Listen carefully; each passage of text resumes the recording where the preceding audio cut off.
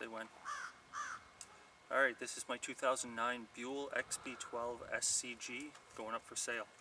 I'm going to start it up just to let you hear the custom exhaust that I made for it. Straight pipes, no resonators, and it still uses the reactive valve.